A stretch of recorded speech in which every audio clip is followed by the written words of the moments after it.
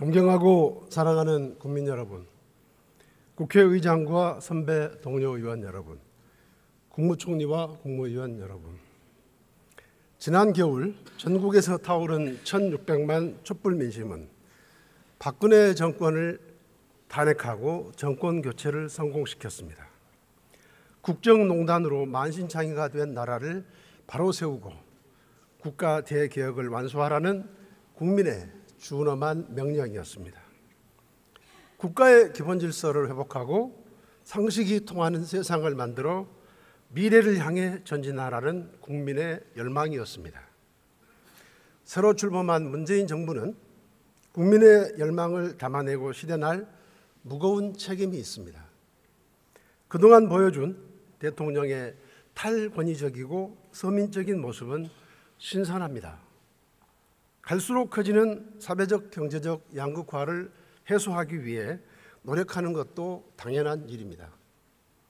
5.18 민주화 운동의 진상을 낱낱이 밝혀내려는 의지를 높이 평가합니다. 저는 문재인 대통령이 대한민국을 한 단계 도약시키는 성공한 대통령이 되기를 진심으로 바랍니다. 정권 실패의 결과는 극심한 국민적 갈등과 분열을 낳고 결국 국민 모두의 고통으로 전가되기 때문입니다. 그러나 문재인 정부는 지난 4개월간 소통 없는 일방통행, 만기 칠함식 국정운영, 인기 영합적 행보만을 보였습니다. 때문에 기대보다 우려가 큽니다. 또한 그 우려가 점점 현실이 되어가고 있어 안타깝습니다. 존경하는 국민 여러분, 인사는 만사이자 국정의 시작입니다. 실패한 대통령 뒤에는 반드시 실패한 인사가 있었습니다. 문재인 대통령은 최근 방송에 나와 놀라운 말씀을 하셨습니다. 현 정부의 인사는 역대 정권을 통틀어 가장 균형적인 인사요, 탕평 인사요, 통합 인사라는 것이었습니다. 잠시 귀를 의심했습니다. 균형의 사전적 의미가 기울어짐을 뜻하고 탕평은 자기 편을 챙긴다는 의미로 바뀐 것입니까?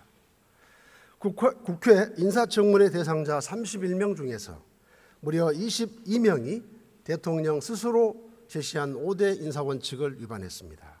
그중 4명은 스스로 사퇴했습니다.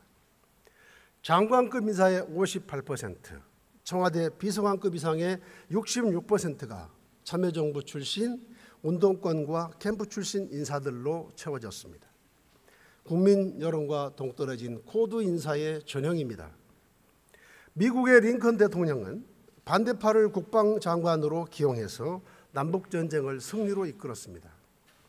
정적을 국무장관으로 임명해 훗날 러시아로부터 알래스카를 720만 불이라는 헐값에 매입하는 등 미국 역사에 길이 남을 공을 세웠습니다.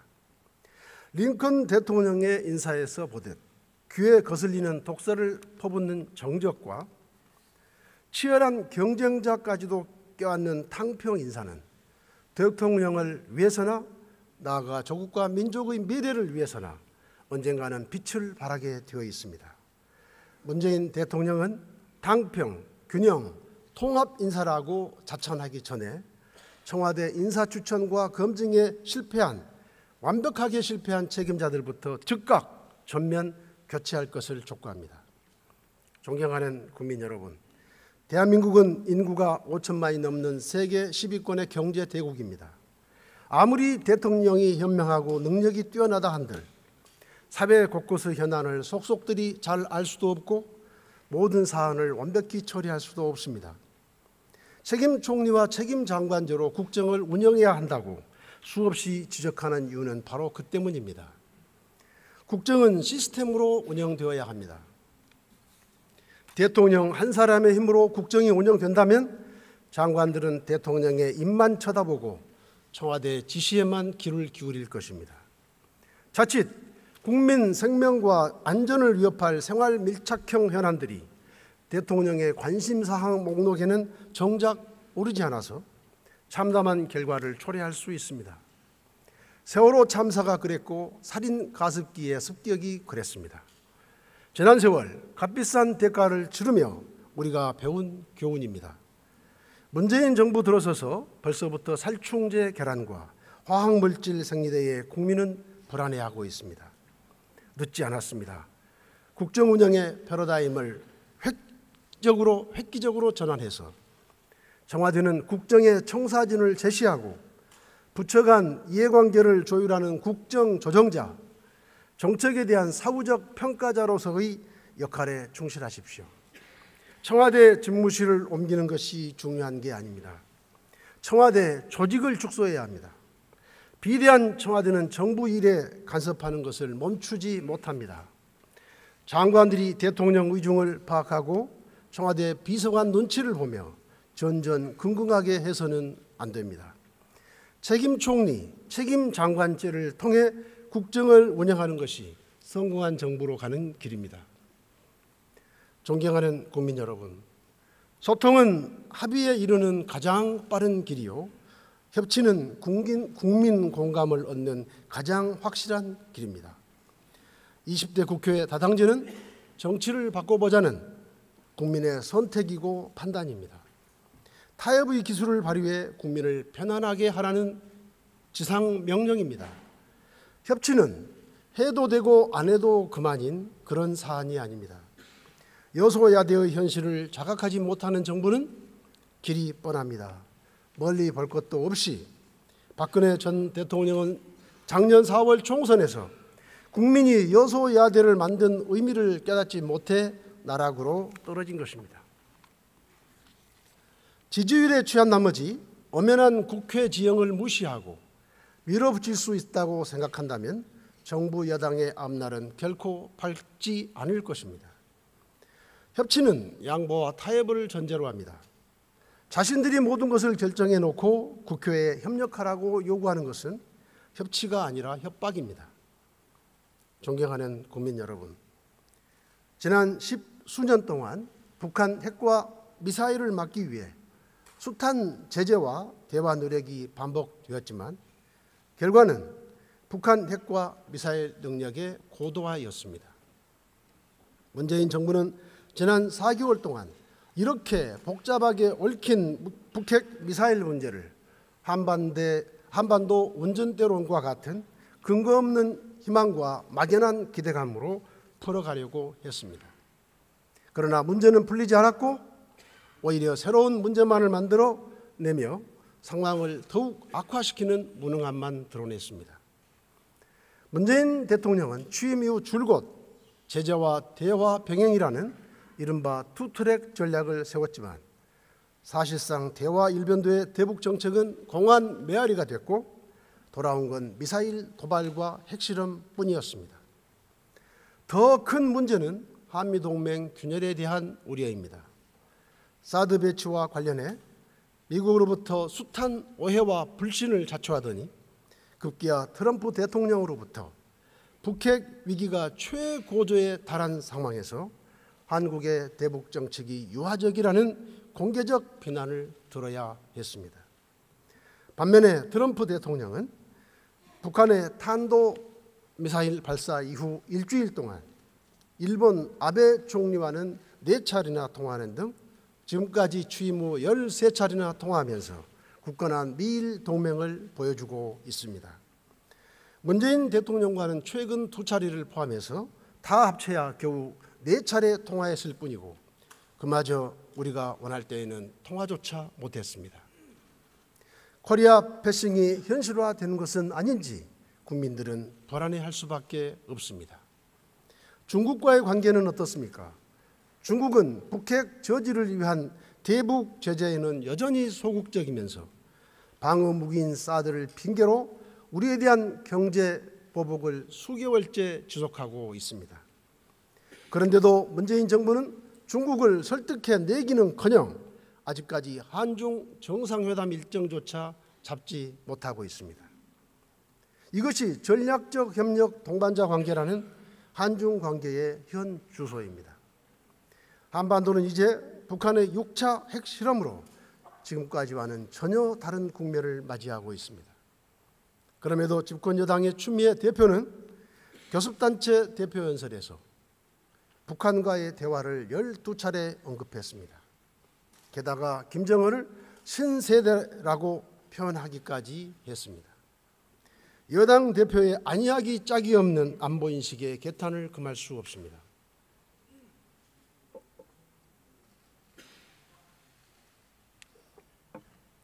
지금은 대화를 언급할 때가 아닙니다. 단호한 압박과 제재가 필요한 국면입니다. 안보에는 다시도 만약도 없습니다. 문재인 대통령은 지금까지의 외교안보 정책이 실패했음을 인정하고 다시 출발해야 합니다. 재출발을 위해서 외교안보 라인을 군사안보 전문가로 전면 교체하고 대통령과 여야 대표 간 긴급 안보 대화를 개최할 것을 촉구합니다.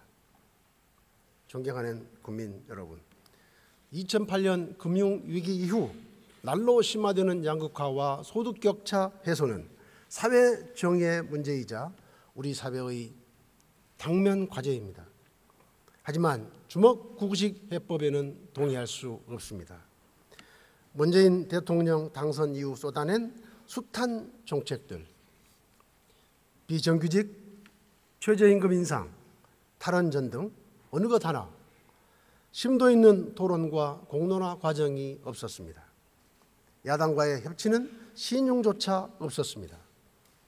차기 정부와 미래 세대의 부담이 될 장기적인 과제로서 구조적이고 근본적인 해법이 필요한데도 과정과 절차를 무시하고 있습니다. 재정 규모, 자원 조달 방안까지 일방적으로 제시했습니다. 문재인 정부가 대선 공약 이행과 국정 운영 방향으로 내놓은 100대 국정 과제에서도 100대 국정 과제에서는 혁신도 성장도 미래도 없었습니다. 100대 국정 과제를 위해 178조 원이 소요된다고 했지만 국민의당 분석에 따르면 실제 지출 소요에 비해 30조 원이나 과소 추계되었습니다. 국정 과제에 노락된 청와대발 국정 정책 리스트까지 포함할 경우 과소 추계 규모는 최소 83조 원에 이르고 있습니다. 제시한 내용과 숫자도 검증이 불가능할 정도로 추상적이고 지나치게 포괄적입니다. 국정 과제가 성공하기 위해서는 먼저 정책의 우선순위를 설정하고 재정 소요 규모를 정확히 추산한 후 재원 조달 방안을 제시하는 것이 맞습니다. 그 과정에서 국회와의 심도 있는 협치를 거쳐야 정책의 완성도가 높아지고 성공 가능성도 커질 것입니다. 국정은 실험 대상이 아닙니다. 나라 국가는 5년간 마음대로 열어 제칠 수 있는 것도 아닙니다. 문재인 대통령은 임기 이후의 국가 미래까지 심모원려해야 하는 무겁고 책임 있는 자리임을 한시라도 잊어서는 안 됩니다. 존경하는 국민 여러분, 문재인 정부의 소득주도 성장론은 이론적으로나 정책적으로도 검증되지 않았고 세계적으로 성공 사례조차 찾아보기 힘듭니다. 소득주도 성장론이 심화되고 있는 소득 격차와 미흡한 복지 수준의 현실을 보완하고 얼마간의 수요를 창출할 수는 있을 것입니다. 그러나 복지 확충을 통한 소득 격차 해소만으로는 지속 가능한 성장을 할 수 없습니다. 산업과 노동시장의 구조개혁과 혁신, 기업의 신규 투자가 뒤따라야만 성장과 분배의 선순환이 발생할 수 있습니다. 새로운 성장 동력을 발굴하는 한편으로 공정한 산업 생태계를 조성해야 합니다. 사회적 자본과 경제적 자본을 든든하게 만들어가는 균형감 있는 성장 전략이 필요합니다. 성장 전략에 대한 진지한 고민 없이 인기 영합식 정책으로 국민들을 솔깃하게 하면서 재정 소요는 과소추기하고 핀셋 증세를 말하는 것은 정직하지 못합니다. 문재인 정부는 그동안 남발한 정책들을 원점에서부터 재검토해야 합니다. 중부담 중복지에 대한 국민적 합의를 위해 소요 재원 마련에 대해 솔직히 얘기하고 책임 있는 대안을 제시할 것을 요구합니다. 존경하는 국민 여러분, 최저임금은 점진적으로 인상해야 합니다.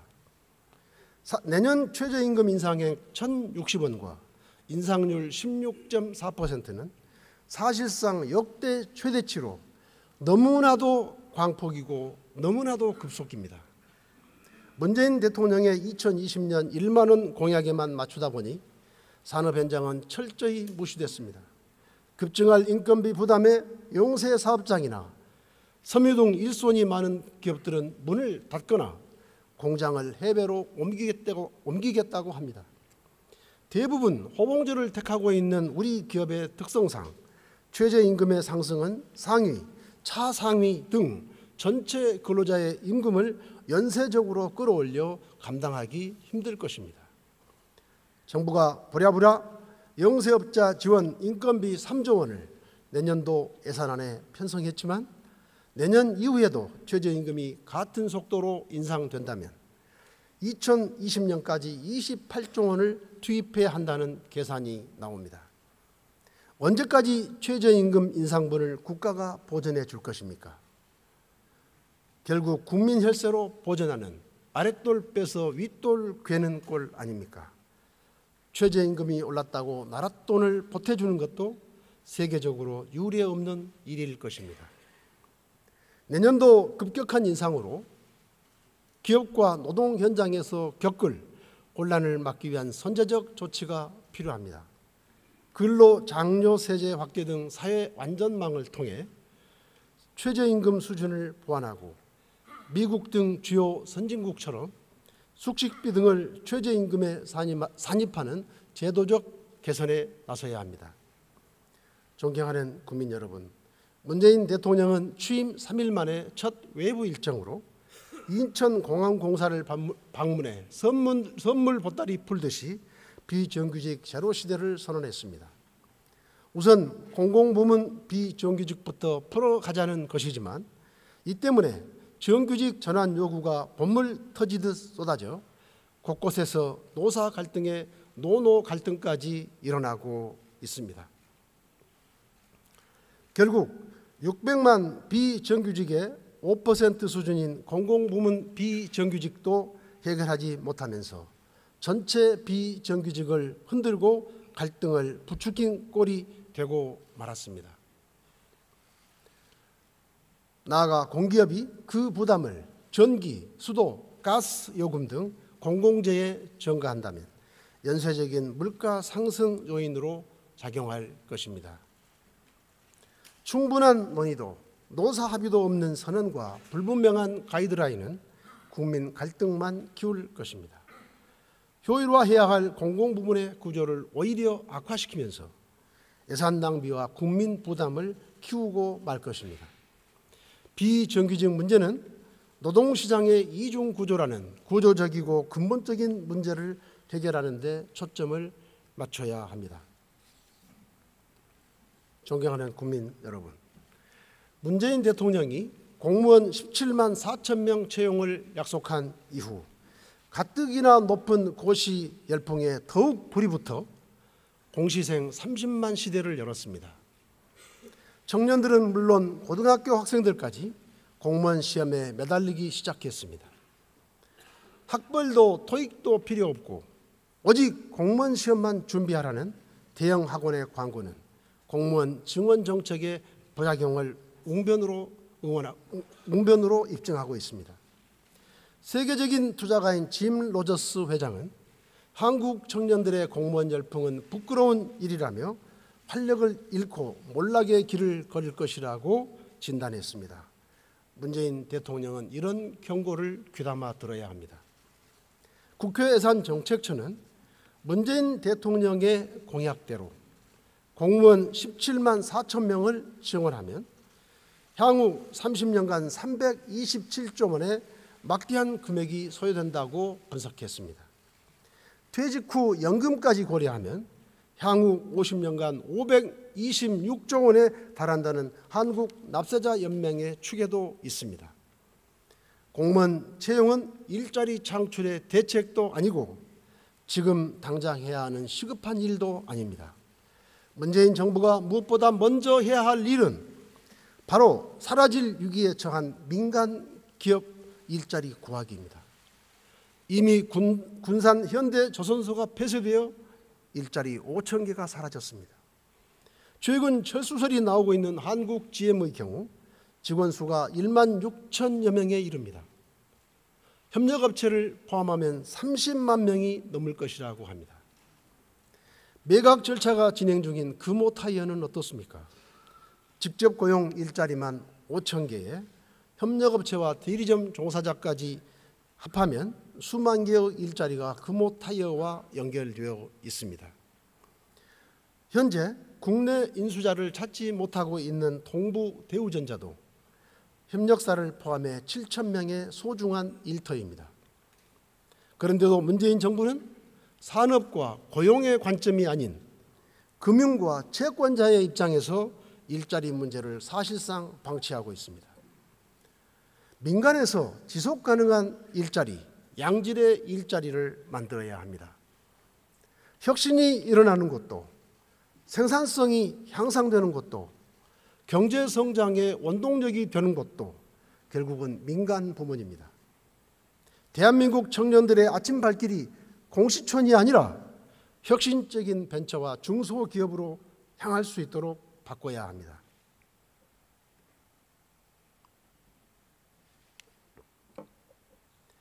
양질의 일자리를 위해 국회가 당장 할 일이 있습니다.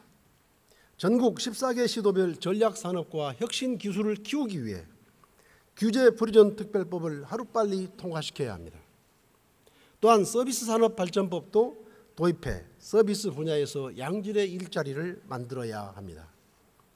규제프리존법이 통과되면 2020년까지 21만 개, 서비스산업발전법이 통과되면 2030년까지 69만 개의 일자리가 창출된다는 보고가 있습니다.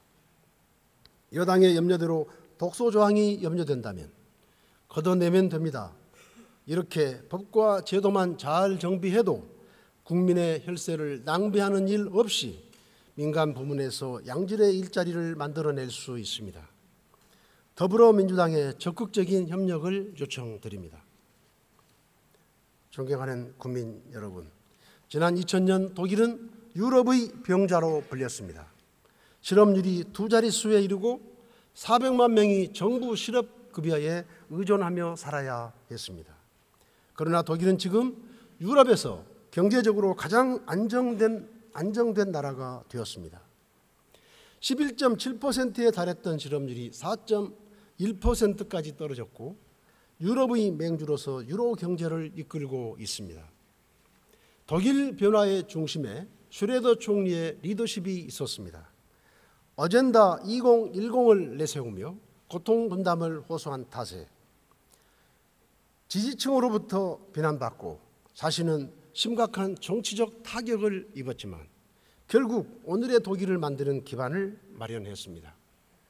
지금 대한민국에 필요한 것이 바로 슈레더의 용기입니다.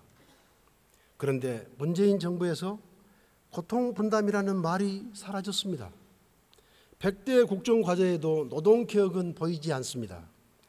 선진국도 노동개혁을 하는데 우리는 역주행을 하고 있는 것입니다.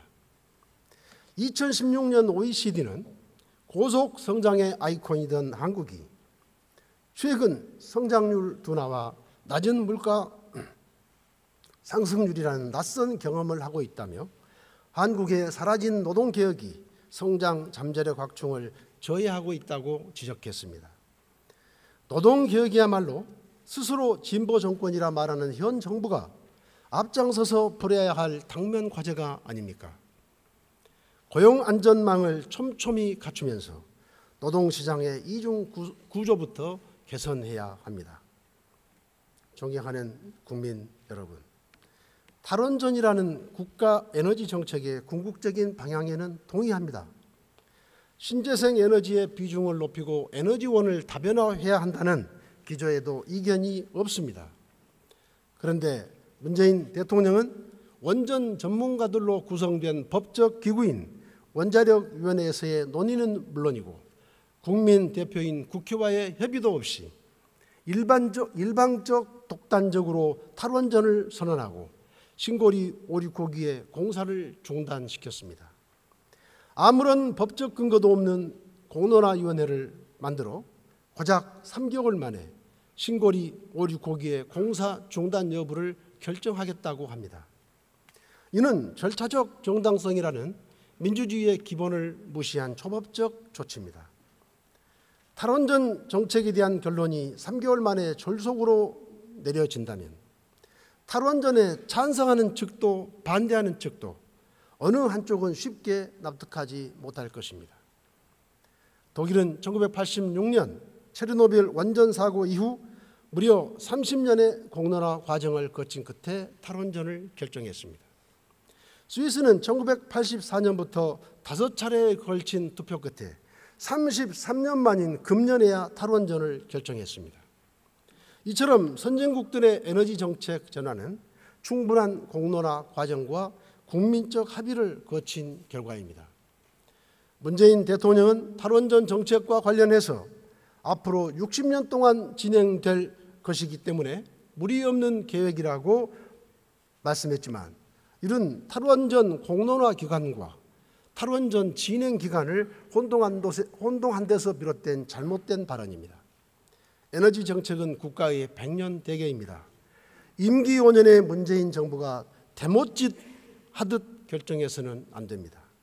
독일이나 스위스 정도까지는 못하더라도 문재인 정부에서는 공론화에 충실하고 최종 결정은 이후 정부에서 신중하게 내리도록 해야 합니다.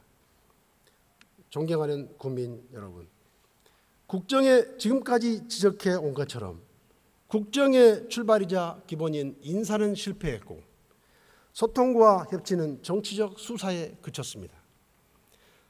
생존의 기틀인 외교 안보는 철저히 무능했고 벼랑끝 경제와 민생은 해법은커녕 갈등만 키우고 있습니다.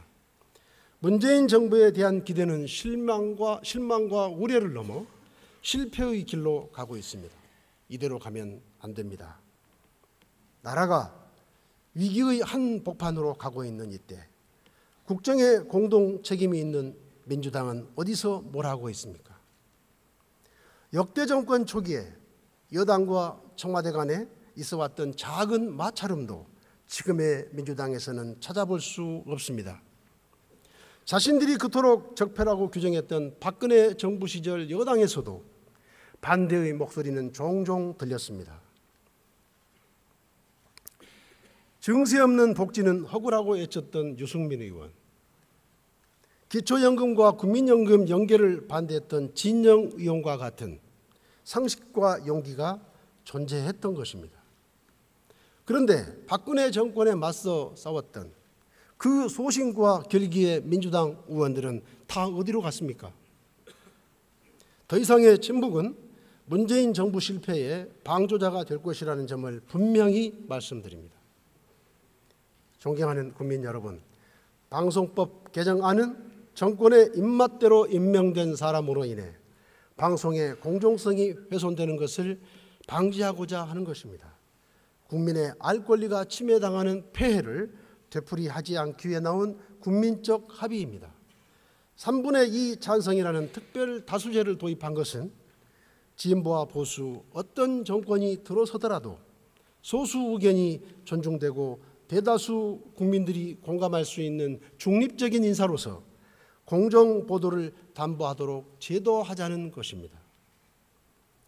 방송법 개정안은 지난해 7월 국민의당과 민주당, 정의당 의원 162명이 함께 발의한 것입니다. 그런데 민주당은 여당이 되고 나서 대통령의 말씀 한마디에 돌연 재검토하겠다고 입장을 바꿨습니다. 방송법 개정안을 원안대로 조속히 통과시켜서 공영방송이 명실공히 공정하고 중립적인 국민의 방송이 되도록 해야 합니다. 이 자리에 없는 자유한국당 의원님들께도 한 말씀 드리겠습니다. 자유한국당이 정말로 문재인 정부의 방송 장악을 우려한다면 이번 정기 국회 때 방송법 개정안부터 최우선적으로 처리할 수 있도록 적극 동참해 주시기 바랍니다. 존경하는 국민 여러분, 국회의장과 선배 동료 의원 여러분, 국회 개혁도 반드시 이루어내야 합니다. 생산성이 높고 효율적인 국회는 국회 선진화법 개정을 통해 우리 스스로가 만들어야 합니다. 여야 각 정당에 거듭 제안합니다. 현재는 각 당의 이해관계에 따라 선진화법 개정 합의가 어렵다면 21대 국회 시행을 목표로 이번 국회에서 반드시 처리합시다. 다음 국회에서는 어느 당이 여당이 되고 어느 당이 다수당이 될지 모릅니다. 그러므로 20대 총선을 2년 7개월여 남긴 지금이야말로 국회 개혁의 골든타임입니다. 아울러 법제사법위원회의 체계 자구 심사권 폐지와 예결위의 상임위 전환도 차제에 함께 처리할 것을 제안합니다. 검찰개혁은 국민의 요구이자 시대적 과제입니다. 권력의 시녀가 아닌 국민의 공복으로 거듭나야 검찰이 살고 국민도 신뢰합니다. 검찰개혁의 핵심 두 가지는 인사권자로부터의 독립과 검찰의 비대한 권한을 분산하는 것입니다. 검찰개혁이 성공하기 위해서는 대통령의 의지도 중요하지만 여야 정치권의 적극적인 동참이 필수적입니다. 항구적인 개혁을 위해 입법권이 부여된 사법개혁특위를 조속히 구성해서 검찰개혁과 법원개혁, 경찰개혁을 비롯한 근본적인 제도 개선에 나설 것을 여야 정치권에 거듭 촉구합니다. 존경하는 국민 여러분께서 지난 4.13 총선에서 다당제의 길을 열어주셨습니다. 양당제의 극단적이고 소모적인 대결 정치를 끝내라는 명령이었습니다. 20대 국회 1년 남짓한 기간 동안 국민의당의 존재로 많은 변화가 일어났습니다. 국회 개원을 앞당긴 것도, 탄핵을 이끈 것도, 정상적인 예산국회를 만든 것도 국민의당의 역할 때문이었습니다. 지난 추경안이 국민의당표 추경안이라는 평가를 받으며 조속히 처리될 수 있었던 것도 국민의당이 주도한 다당제의 위력이었습니다. 다당제는 국민의 요구이고 시대의 정신입니다. 다당제의 수혜자도 국민입니다. 국민의당이 기필코 다당제를 제도화하겠습니다. 현행 소선거구제에서는 정당 득표율과 정당 의석수 사이에 심각한 왜곡이 발생합니다. 선거제도 개혁을 통해 정당의 득표율대로 공정하게 의석이 배분될 수 있도록 해야 합니다. 내년 지방선거와 동시에 개헌 국민투표를 하게 됩니다. 제왕적 대통령제, 패권적 양당 체제를 초래했던 87년 체제를 뒤안길로 보내고 분권형 개헌, 다당제와 협치, 기본권과 지방분권 강화를 위한 개헌으로 새로운 대한민국의 미래를 열어야 합니다.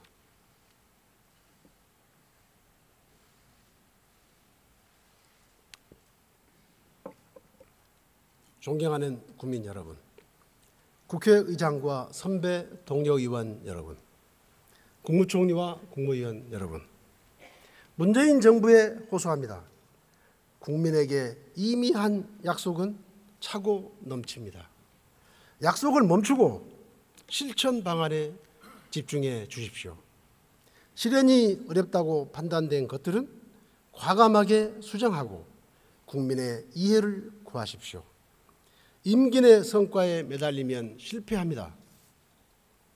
우리 사회 거의 모든 문제가 구조적 문제이기 때문에 임기 내에 성과를 내기도 힘듭니다. 조급해하지 말고 긴 호흡으로 야당의 협력을 구하십시오.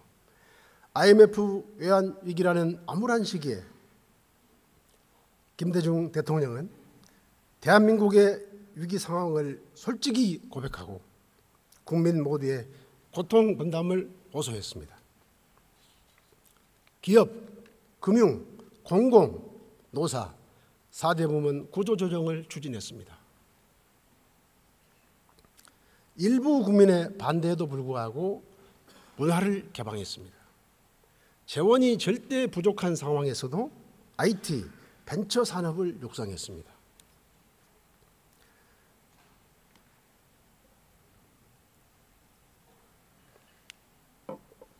그 결과 우리 경제는 최단 시간에 IMF 외환 위기를 벗어나 다시 일어섰습니다. 지금 한류 열풍이 일본, 중국은 물론 동남아, 중동 그리고 일부 유럽에까지 불고 있습니다. 대한민국이 세계 최고의 IT 강국이 되었습니다. 문재인 대통령 역시 당장의 열매에 집착하지 말고 20년 후에 대한민국의 새로운 미래를 위한 초석을 마련했다는 평가를 받을 수 있어야 합니다. 그러기 위해서는 국가 대개혁의 씨앗을 뿌리겠다는 각오로 국정에 임해야 합니다. 때로는 반대 세력들로부터 공격받고 때로는 지지자들로부터 외면받을 수 있지만 국민들에게 솔직하게 고통 분담을 호소하고 산업, 공공, 노사, 구조개혁에 우선적으로 나서야 합니다. 그 길만이 문재인 정부가 진정으로 성공하는 길이라고 확신합니다. 문재인 정부가 그런 길을 간다면 국민의당은 문재인 정부의 성공을 위해 누구보다 앞장서서 협력할 것입니다. 부디 야당의 협조를 받을 수 있는 국정을 펼치시기를 기대합니다. 경청해 주셔서 감사합니다.